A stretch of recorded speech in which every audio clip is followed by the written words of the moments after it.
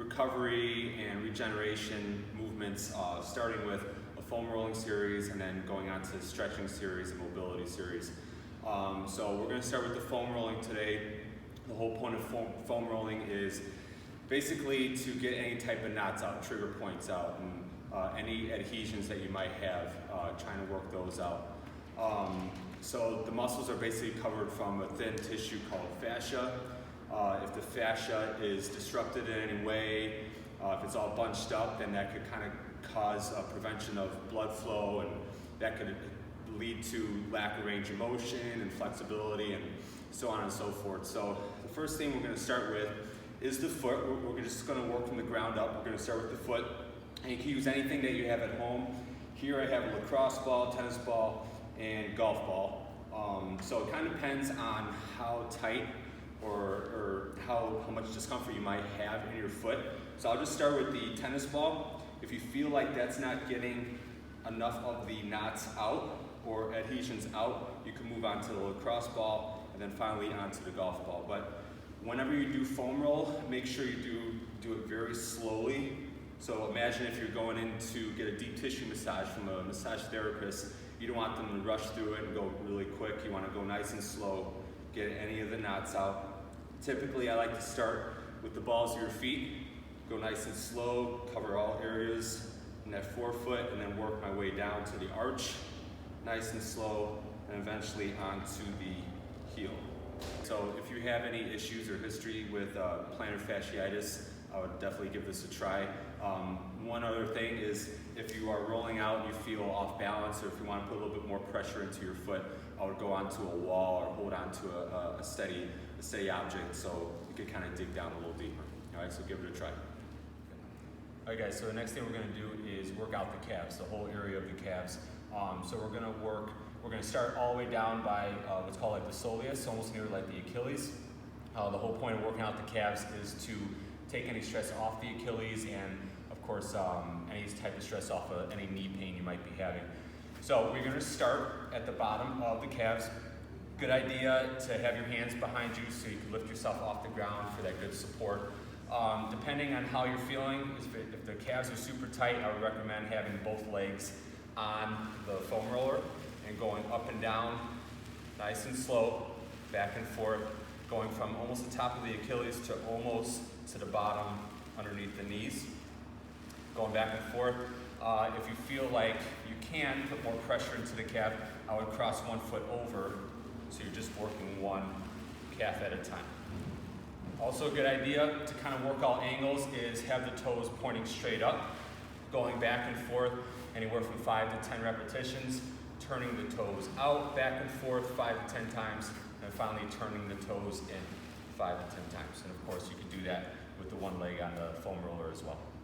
Okay, so next we're going to go into the hamstrings. So the hamstring is very important for good flexibility. Again, to take any type of stress off of any knee pain you might be having, especially if you're an athlete trying to work on stride length and what have you. This will help big time with that, getting the blood flowing through the hamstrings. So again, just like the calves I mentioned, start with both legs on the foam roller, have the hands behind you, lift your butt off the ground, going back and forth. So you want to start with the foam roller almost directly underneath the knees. And you're going to go back and forth until you're almost at the butt, back and forth, nice and slow. Now there's different muscles that make up the hamstring, so you don't want to just go forward and back. So as I mentioned with the calves, turn the toes out, back and forth, and then turn the toes in, going back and forth. And again, if you feel like you want to put a little bit more pressure, if you have some deep knots into the hamstrings or adhesions, then just put the one leg on the foam roller, working it back and forth. So straight in and out. Anywhere from 5 to 10 repetitions of that. Okay guys, so the next thing we're going to do is work on the glutes, specifically the piriformis, which is slightly just above the glutes. Now, the glutes are big time as far as preventing any type of lower back pain, or if you have any issues with a history of like sciatic pain, taking, if there's any inflammation there, kind of taking the slack off any type of sciatic discomfort. So what we're going to do here is I'm going to make sure I got one hand behind my body for good support on the ground. I'm going to cross one leg over. The ankle is going to be on the knee. Now, whatever leg you cross over with, you want to make sure you turn towards that side. So I'm going to cross my right leg over. I'm going to turn slowly, slightly to my right. I'm going to go nice and slow back and forth. As soon as you get in that position, you'll feel it right away, just above the glutes.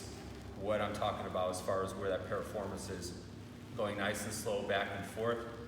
This will also allow for better hip mobility, external rotation in the hips, but again, nice and slow depending on how tight it is, anywhere from 5 to 10 reps back and forth. And then you switch sides. The next thing we're going to do are the quadriceps. Again, different muscle groups make up the quadriceps, but again, rolling out the quads will allow better blood flow and prevent any type of knee pain, also any type of hip discomfort. So what you want to start out with is just focus on one leg at a time. So since I'm going to start with my right leg, I'm going to get near the edge of the foam roller. The other leg is going to be hanging off the edge for good support, good stability, so I can kind of guide myself back and forth. I'm going to start with that foam roller just above my knee. I'm going to use my hands and that non-working leg to go back and forth, going from, again, the top of the knee almost to my hip flexors, back and forth, nice and slow, up and down, again, at least 5 to 10 times. And then when I'm done with that, I'm just going to switch over to the other side and work the other quad. All right, next guys, so now all we're going to do here is work the adductors. So basically the inside of the leg, going all the way from the groin almost to the top of the knee. Again, another movement that will help prevent any type of knee pain or discomfort. Also allow better hip mobility. Also a good move to do if you know you're going to be doing a lot of lateral movements that day for your workout or for your game or practice or what have you. So what I'm going to do is I'm going to set myself up similar to the quadricep foam roller routine that we were just doing. But this time I'm just going to angle the foam roller slightly, almost like 45 degrees. I'm going to set up as if I'm about to do the quadricep, but now I'm going to turn my foot out. So the foam roller is going to be just above my knee. Again, I'm going to use that non-working leg and my arms, my hands, to guide myself back and forth, nice and slow, going from the groin, almost to the top of the knee, nice and slow, again, 5 to 10 times at least, each leg. All right, guys, so the next thing we're going to do is work the IT band. Now, the IT band is going to be that tendon that basically links from the knee towards the hip. Again, any type of IT band issues, especially if you're a runner, or long distance type of athlete, it could be linked to a lot of knee pain, especially lateral knee pain. So if you're doing this move for the first time, the way you want to set up is make sure the hands are behind you for good stability.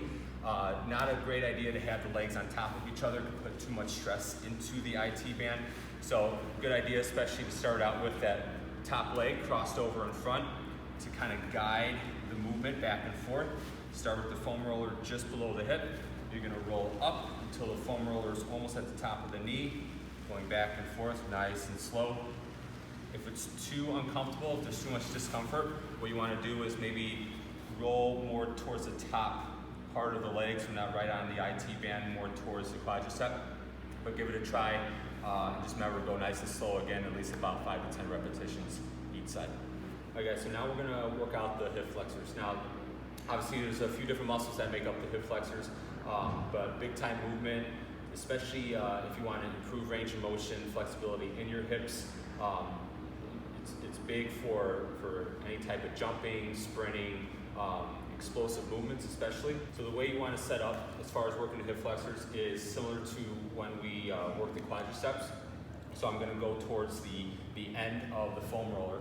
Now, you'll feel that little bone right by your hip. What you want to do is start foam rolling just below that. So I'm going to kind of be near my pocket here. I'm going to have my hands on the ground. I'm going to have one leg off to the side to kind of guide myself back and forth. I'm going to go nice and slow, just working that small area in the hip flexors, back and forth 5 to 10 times. Again, nice and slow. Good idea to kind of work in different directions. So right now I'm just straight down. I'm going to turn slightly in, work what's called the TFL. Nice and slow, more near my pocket. But again, 5 to 10 repetitions, nice and slow back and forth, kind of working in and out with that movement. Alright guys, so the next thing we're going to do is work the lats out. So the lats make up a big portion of the back muscles. So the way you want to get set up is you're going to be laying on your side. I want to start with that foam roller near the bottom of my rib cage. My arm is going to be extended out above my head, bicep kind of even with my ear, the top of my head. Now, I'm going to set up as if I'm doing like that IT band roll. So the top leg is going to be up, bottom leg is going to be straight. I'm just going to go nice and slow, going from, again, the bottom of my ribs, almost towards my armpit, back and forth. Again, nice and slow. This one might be uncomfortable for a lot of people, but it's just going to help with postural issues, especially if you feel like you're in a rounded position for a long time during the day. For any type of overhead athletes and what have you, just trying to making sure you're not in that rounded position, causing any type of anterior shoulder pain. Also, good movement to do, especially if you're preparing for any type of deadlifts or pulling movements, pull-ups and what have you. So definitely a go-to move. All right guys, so next thing we're going to do is work the pecs, kind of near the anterior shoulder all the way to the pecs. Now, a couple ways you can do this. Depends on how tight you are. But again, if you feel like you're in a rounded position, if the shoulders are tilted forward, it could cause a lot of tightness or stiffness in the front of the shoulder. So in order to release that, definitely a good move to do. You can either incorporate a foam roller or a lacrosse ball of some kind. Now, what I want you to do is get set up with the foam roller slightly angled back. I'm going to be laying down, prone position. My arm is going to be extended out. I'm going to feel that foam roller like right between the pecs and the shoulder. So I'm going to go nice and slow, back and forth. Again, 5 to 10 repetitions at least each arm. If you feel like you want to dig down a little deeper, if you got some deep knots in there, I would definitely recommend a ball of some kind, like a lacrosse ball, and get that same type of movement in. It's a good idea also if you feel like you're not getting enough on the ground, you can place this lacrosse ball up against the wall, put some pressure into the wall, going nice and slow right along this area that attaches from the shoulder and the chest and the pecs. All right guys, so the last move we're going to do today with the foam roller is work the thoracic spine, the upper back. So definitely one of my favorites, especially if you're having any type of posture issues or if you're at a desk or office all day and your shoulders are rounded forward, if you're an overhead athlete, but any type of lack of range of motion or extension in the upper back could lead to more lower back issues, causes the lower back to do more work when the lower back needs to be nice and stable. So definitely a good move to do here with the foam roller. The way you want to set up is get the foam roller towards the middle of the back, so just below the shoulder blades, below the scaps.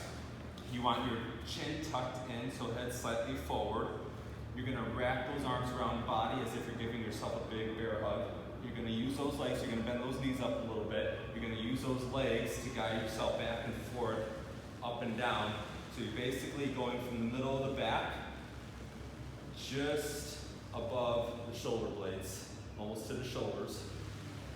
Nice and slow, back and forth, at least 5 to 10 repetitions. If you feel like you're a little tighter on the right or on the left, what you could do is slightly lean to the right, back and forth for a few reps, slightly lean to the left, back and forth for a few reps. But again, go nice and slow, getting that full range of motion from the bottom of the scaps all the way up towards the shoulder with that head tilted forward.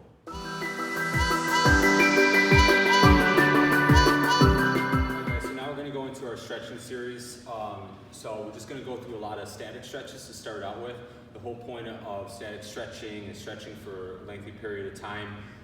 Again, just to kind of create more range of motion. That's the goal here, more flexibility, and cause more blood flow throughout the body. So definitely a lot of good stretches to do if you want to prepare for a workout. Definitely very good for after a workout if you're a little tight or sore. So we're just going to work from the ground up. The first movement I'm going to show today is just a standard calf stretch up against a wall. So all you need is a wall. You want to get in a good split stance position. Both feet are flat, especially that back foot. I want to make sure I'm driving that back heel into the ground. I'm going to slightly go forward, just maintain a good neutral spine so you don't want that lower back caving in. Now if you feel like you want a little bit more of a deeper stretch, move that foot back. Again, you can kind of keep challenging yourself by moving that foot further and further back as long as that back heel is staying on the ground, maintaining contact with the ground. and try to hold it for anywhere from at least 30 to 60 seconds per leg. All right, guys, so the next thing is just another variation of a calf stretch. This one also works big time with the Achilles, especially if that's tight from sprinting or running or jumping for a long time. But what I want you to do is set up as if you're doing a tall plank. You're going to wrap one foot over the other. Now your hips and butt are going to be up in the air, unlike a tall plank. But all I want you to do here is slightly rock back, driving the heel back towards the ground, trying to hold that for, again, about 30 to 60 seconds. If you feel like you're getting a little uncomfortable, shoulders are getting a little tired, if you need to kind of go back and forth, rock back, take a little rest, you can. But again, trying to drive that heel back towards the ground, stretching out the calves and the Achilles. Next thing we're going to do is just going to stretch out the hamstrings. So all you really need to do here is grab any type of band, elastic tubing, or rope of some kind, whatever you have in your house. What you want to do as far as setup goes is one leg is going to be completely flat, straight on the ground with the toes pointing up. I'm going to wrap the band over the other foot, around the middle of that foot. You don't want it up by the toes because when you stretch back, you want it coming off the foot and snapping you. So you want to make sure it's around the middle of the foot, around the arch of the foot. You're going to lay flat on your back. Now the leg is going to try to stay straight. You don't have to completely lock out, but the goal here is to slightly pull back until you reach your limit. At the same time, trying to keep the other leg completely flat. You want any type of compensation by bringing that leg up and then losing that flexibility or range of motion. So you get a little hip flexor stretch here too at the bottom leg. But again, try to bring that leg back. Don't yank it back. Don't try to pull it down. Just slightly pull back until you feel a good deep stretch in the hamstrings. Working on some deep breathing through the belly. Anywhere from 30 to 60 seconds per leg. Next thing we're going to do is we're going to get the hip flexors in today. So hip flexors can be shortened, especially if you're in a seated position for a long period throughout the day. When the hip flexors are shortened, then the hamstrings are kind of overworked, and then the hamstrings might start getting a little tight, so there's always that confusion there. So it's a good idea to definitely get some flexibility in the hip flexors. One movement that's a go-to movement is the hip flexor half kneeling stretch. You want to start in a good tall half kneeling position. Now I'm going to angle myself this way just to make sure you're kind of seeing how my pelvis, how my hips are tilted. Now, especially during this movement, a lot of people tend to lunge forward or cause excess lower back extension, lumbar extension. All you really need to do here is whatever knee is down, that same side glute is going to squeeze as tight as you can. Squeeze, squeeze, squeeze. All you're going to see is that little tilt forward in my pelvis. So again, I'm not lunging forward. I'm just driving this knee on the pad forward. I'm squeezing this back glute as tight as I can. Just doing that, I'm going to feel a deep stretch right along the hip flexors. Again, holding that for anywhere from 30 to 60 seconds, and then I'll switch sides. If you feel like your hip flexors and quads are tight, another thing you can do is go onto a couch, or in this case, I'm going to use the bench here. What I want to do is, whatever leg I'm stretching out, I want to make sure that same side foot is up on the bench or on the couch. Same type of action. All I'm going to do is make sure I'm squeezing that back glute. Now I'm getting hip flexors, but also deep stretch in the quads as well, anywhere from 30 to 60 seconds. All right, guys, so the next one we're going to do today is a adductor stretch, so working the inside of the leg. What you want to do is grab any type of cushion or a kneeling pad in this case, put it underneath one knee. The other leg is going to be straight off to the side. I want to make sure the foot that's off to the side is completely flat, just to kind of improve some ankle mobility as well, so it's not turned in, foot is flat. Now I'm going to have my hands, at least a foot out in front. I'm going to sit all the way back towards my heel. And right there, I'm going to feel a good stretch right on the inside of the leg from the groin all the way through the adductors. I'm just going to hold that for about 30 to 60 seconds. Definitely a good move, especially if you did any type of lateral movements or you're about to prepare for any type of lateral movements in your workouts or practice or games. But again, 30 to 60 seconds per set. All right, guys, so the next thing we're going to do today is a pigeon stretch. Now I'm going to show a couple different variations depending on any type of issues you might have or discomfort you might have. Pigeon stretch definitely good for a glute stretch and any type of external rotation that you need to improve in your hips. So if you want, you can grab some type of cushion to put down, so you can put that lead leg on. If not, that's okay. Now the whole goal is to make sure the back leg is straight, the front leg is bent almost in a right angle. My hands are going to be out in front. I'm going to start up in this position. If you want a little bit of a deeper stretch, you could always go down onto the forearms. Now, if you feel any type of discomfort in your lower back, it's a good idea to kind of create more of like a 90-90 position, kind of taking some slack off the lower back. And all I'm going to do now is just kind of get my chest over my shin and my knee. I'm trying to stretch out that way, or start up this way, and then just kind of work my way down depending on your comfort level. But again, anywhere from 30 to 60 seconds per leg. Next thing we're going to do is a posterior shoulder and lat stretch. So all you really need to do here is trying to find some type of sturdy object like a pole, or sometimes we'll use a TRX here at the gym to hold on to. So you could just probably find a doorway and just hold on to the edge. But you're going to get your feet about hip width or shoulder width apart. All you want to do is make sure you have a good neutral spine. Tuck the chin in. You're going to be looking straight at the ground when you sit back. But you're thinking sit your hips and butt back as far back as possible towards like the wall behind you. You're going to feel a stretch all along the lats and the back of the shoulder. So again, if that's feeling a little tight throughout the day, definitely a go-to move to do. Again, 30 to 60 seconds per set. Okay, so the next move we're going to do is a pec stretch, anterior shoulder stretch as well. It's just going to be a split stance pec stretch, so you just again need to find a good sturdy object. I'm just going to use the pole here. You can use a doorway to put your arm up against, but you're going to place your forearm and elbow up against the doorway, or in this case the pole. My elbow is going to be just below my shoulder. I don't want to get too uncomfortable by bringing my arm up too high, causing any type of impingement in the shoulder. Now I'm just going to get in a little slight split stance position. Whatever side I'm stretching on, I want that same side leg back. I'll get a little deeper stretch that way. All I want to do is make sure I'm just leaning slightly forward. I don't want this arm too far back behind my body because that can cause too much discomfort in your shoulder. So you're just slightly leaning forward, maintaining a good neutral spine, going forward until you feel a good stretch in your shoulder along the pec. Definitely a good move to do, especially if you're in a rounded position throughout the day and you need to loosen that up. Okay, so now we're going to do a lat stretch. So all you really need to do here is, we're just using a bench today, but you can use any type of chair or couch at home or bed.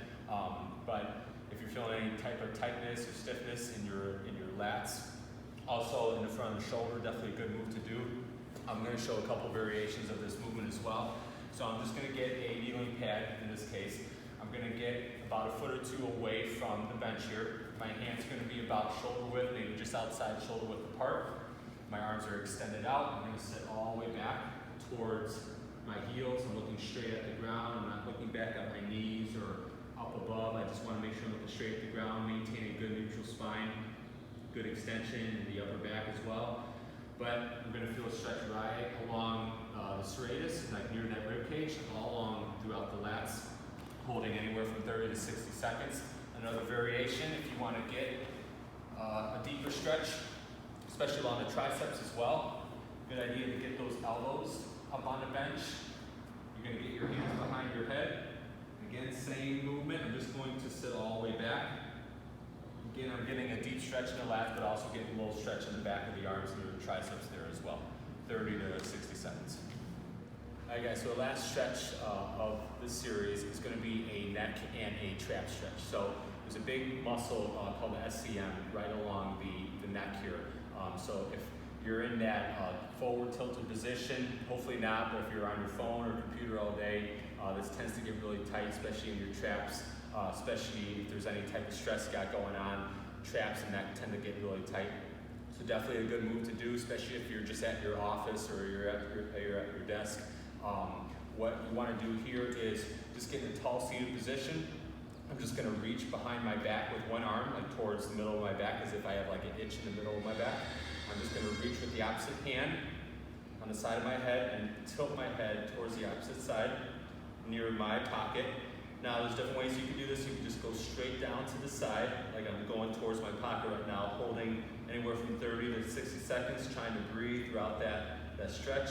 You can kind of get behind your head with your hand and pull down more towards your knee or towards your quad. Now you're getting more towards the back of the neck, back of the traps. But again, just kind of work in different positions But again, nice and slow. You don't want a lot of bobbing up and down. Just get that good steady stretch, 30 to 60 seconds per second.